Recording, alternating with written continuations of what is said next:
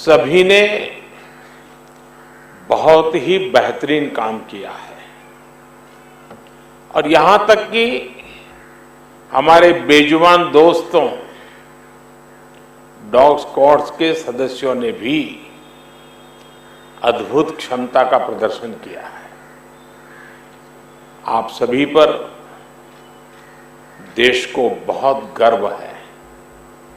साथियों,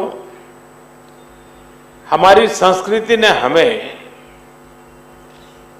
वसुधैव कुटुंबकम की सीख दी है और ये मंत्र जिस श्लोक से निकले हैं वो बहुत ही प्रेरक है।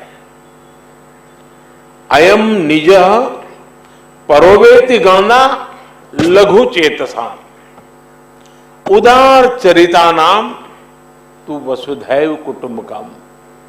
अर्थात बड़े हृदय वाले लोग अपने पराये की गणना नहीं करते। उदार चरित्र वालों के लिए पूरी पृथ्वी ही अपना परिवार होती है, यानी वो जीव मात्र को अपना मानकर उनकी सेवा करते हैं। साथियों, तुर्की हो या फिर सीरिया हो, पूरी टीम ने इन्हीं भारतीय संस्कारों का एक प्रकार से प्रगटीकरण किया है। हम पूरे विश्व को एक परिवार मानते हैं। ऐसे में परिवार के किसी भी सदस्य पर अगर कोई संकट आए तो भारत का धर्म है, भारत का कर्तव्य है उसकी मदद के लिए तेजी से आगे बढ़ना। देश कोई भी हो, अगर बात मानवता की है, मानवीय संवेदना की है, तो भारत मानव हित को ही सर्वोपरि रखता है। साथियों, प्राकृतिक आपदा के समय इस बात का बहुत महत्व होता है कि सहायता कितनी तेजी से पहुंचाई गई। जैसे एक्सीडेंट के समय गोल्डन आवर कहते हैं, इनका भी एक गोल्डन टाइम होता है। सहायता करने वाली टीम कितनी तेजी से पहुंची। तुर्की में भूकंप के बाद आप सभी जितनी जल्दी वहां पहुंचे, इसने पूरे विश्व का ध्यान आपकी ओर खींचा है। ये आपकी प्रिपेयर्डनेस को दिखाता है, आपकी ट्रेनिंग की कुशलता को दिखाता है। पूरे 10 दिनों तक जिस प्रकार आपने पूरी निष्ठा से वहां हर चुनौती का सामना करते हुए काम किया, वो वाकई प्रेरणादायक है। हम सभी ने वो तस्वीरें देखी हैं जब एक मां आपका माथा चूम करके आशीर्वाद दे रही है, जब मलबे के नीचे दबी मासूम जिंदगी आपके प्रयासों से फिर खिलखिला उठी। मलबे के बीच एक तरह से आप भी वहां मौत से मुकाबला कर रहे थे, लेकिन मैं ये भी कहूंगा कि वहां से आने वाली हर तस्वीर के साथ पूरा देश गर्व से भर रहा था। वहां गई भारतीय टीम ने प्रोफेशनलिज्म के साथ साथ जो समावेश किया है वो अतुलनीय है। ये तब और भी बहुत काम आता है जब व्यक्ति ट्रॉमा से गुजर रहा होता है, जो कोई अपना सब कुछ गंवाकर होश में आने की कोशिश कर रहा होता है। ऐसी परिस्थितियों में सेना के हॉस्पिटल और उसके हमारे कर्मियों ने जिस संवेदना से काम किया वो भी बहुत ही प्रशंसनीय है। साथियों, 2001 में जब गुजरात में भूकंप आया था और उसे पिछली शताब्दी का बहुत बड़ा भूकंप माना जाता था, ये तो उससे भी कई गुना बड़ा है।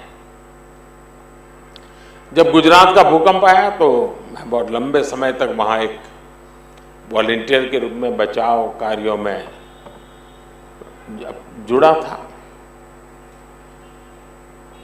मलबा हटाने में जो दिक्कतें आती हैं, मलबे में लोगों को खोजना कितना मुश्किल होता है, खाने पीने की दिक्कत कितनी होती है, दवाइयों से लेकर अस्पताल की जो जरूरत होती है। और मैंने तो देखा था भूज का तो पूरा अस्पताल ही ध्वस्त हो गया था, यानी पूरी व्यवस्था ही तबाह हो चुकी थी। और उसका मुझे फर्स्ट हैंड एक्सपीरियंस रहा है। वैसे ही जब 1979 में गुजरात में ही मोरबी में मच्छू डैम जो बांध टूटा और पूरा गांव पानी से तबाह हो गया, पूरा शहर मोरबी तबाही मची थी, सैकड़ों लोग मारे गए थे।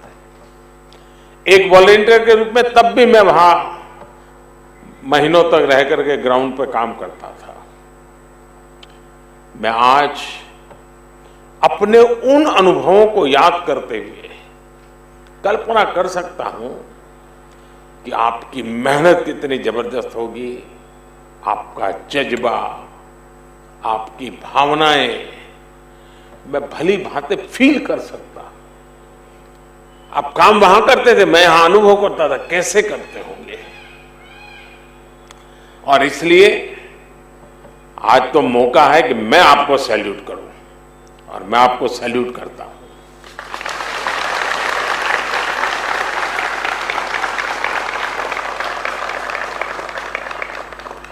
साथियों, जब कोई अपनी मदद खुद कर सकता है तो आप उसे सेल्फ सफिशिएंट कह सकते हैं, लेकिन जब कोई दूसरों की मदद करने में सक्षम होता है तो वो सेल्फलेस होता है।